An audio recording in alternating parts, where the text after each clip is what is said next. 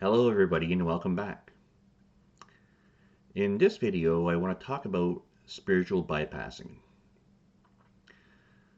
Now what I mean by this is that there's many times that we don't own up to how we feel or how we really are, and we put on this mask to kind of like distract from the fact that how we really are feeling.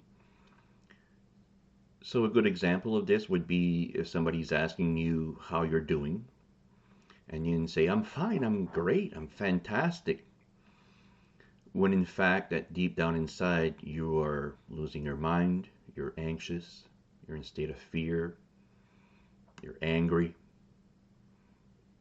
So you're very far from being fantastic, but we sweep the emotions under the rug and we kind of keep our brave face on because we have an image to maintain. Perhaps because we've labeled ourselves as somebody spiritual and we cannot let other people believe that we're not okay. So we kind of like we want to keep that whole image that we're wise and loving and happy, and we do this by putting a mask, which is the persona. The persona is the mask that we put on. And spiritual bypassing happens in many different ways too. We we see it when we can't take responsibility for our own feelings and how we are, and then we say, well, I am this way because of this person, or I am this way because of this that happened to me. And we try to, again, sweep under the rug the fact that we are not as much in charge, or we haven't mastered our emotions or our mental states. And we would rather blame somebody else, the world, God. And there is so much of this going on in spirituality where people have they try to maintain an image that they want people to see, and in reality, let's say that if I'm anxious or I'm angry deep down inside, but I'm able to kind of like hold it together, I'm able to suppress it, and then all of a sudden somebody comes along and challenges us and says, you're not as happy as you kind of like portray. And then we lose our stuff, we lose our shit, and then we blast this person and we maintain that this person is toxic, or that they're just trying to put you down. But in reality, they saw through the lies. They saw through the illusion that we are trying to maintain here. So what I'm saying is that we suppress a lot. We try to have this image that we have it together when we are very much struggling, and then we try to sweep it under the rug. Or another way to put it would be to we have this big wound, we have this big mess, and we try to dress it up. We put a Christmas tree on it with lights and all sorts of stuff. And then we say, look at this beautiful Christmas tree. I'm fine. I'm fantastic. Look how beautiful this Christmas tree is. But underneath this Christmas tree is all the junk and all the mess that we actually are just holding on by a thread so that we don't blow. And again, this is this is something that we want other people to believe, but at the same time, we're fooling ourselves, right? We say that we're fine, and we're trying to kind of like self hypnotize into us believing that we are fine when in fact that we are not. So a lot of people they'll say like, oh well, I used to be angry and I used to be anxious and I used to be sad, but now I'm no longer sad. And then people were like, oh wow, what happened? How did you do it? Oh well, I read this book, and in this book they was talking about like how uh, I need to let go and how I need to heal and how all of this is my true self is happy and then I this is with this information now I am now happy and I'm now living a very joyful life.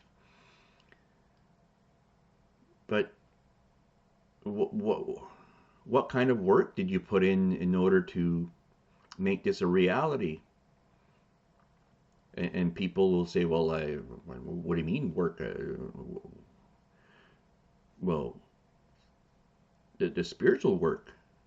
We, I don't know if people have heard the term the great work. It is something that had to do with the occult and esotericism and all sorts of stuff, right?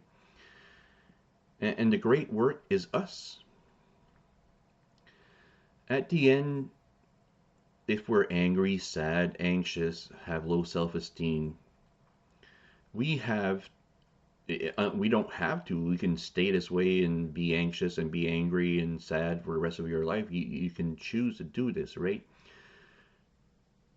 But the great work is basically when we face, explore, see what is at the root of these wounds. And then we unravel or undo the knots, or maybe another way to put it is we clean up the mess. And then once this is cleared up, or once this is once is explored, that we can now do something with this energy. So the energy before that was angry, sad, anxious, and so forth, we can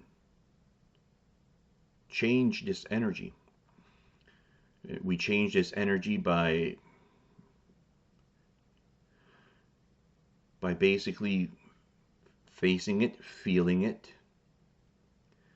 and then we need to see what is at the root of it. And then once that we see that, let's say you're angry, your anger is due to a couple of childhood traumas where you weren't treated very well. Well, we need to go into this and explore why it made you feel this way. So, if we're able to do this and we are able to start exploring these things and seeing what is at the root of this, what is the cause to the effect. So the effect would be us being angry and sad, but what is a cause? And then we can learn from it. And if we can learn from it, then we can start growing. And perhaps what we needed to learn is that, well, there are some people that are wounded. Let's say somebody really hurt you when you were young. And maybe what we need to learn from this is something such as, well, when somebody is wounded, they end up hurting other people. So, and then when we learn that, we see that, well, if this is the case for them, is certainly the case for myself. So if I don't fix or heal my wounds, I will end up hurting other people in the same way that I was hurt. And then you see, wow, this is a big responsibility here that I have to fix this, because you've experienced how it feels and what kind of impact these things had on you, and you certainly don't want other people to experience the same thing. If we have a heart, that is, if we are caring, we don't want other people to suffer in the way that we suffered. But if we don't heal, what will happen is that we will keep on perpetuating our wound on other people. So if we were mistreated and we don't fix our wound, we're likely to mistreat other people, right? And if we keep on doing this and we don't fix the issue, then we cannot grow. We cannot um, step into our power. And this connects with what my last point is going to be, is that many people, they read books or they hear techniques or they learn something, and then because they've learned something or they've seen something or they learn a technique, then all of a sudden I'm healed, hallelujah. I'm there now, and uh, my wound no longer exists, right? We didn't do the work. How can it be? And again, we might have that image, we might be able to hold it together for a while, but eventually something is going to happen that's going to make us freak out, lose our shit. And again, if we're spiritually trying to bypass, we will blame other people, we will blame our wound, but at the end, it is us that is making us feel this way.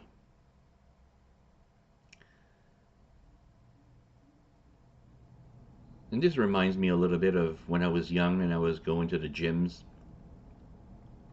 There used to be people that we used to call gym rats. And these gym rats, they would hang out at the gym 3 or 4 hours every day.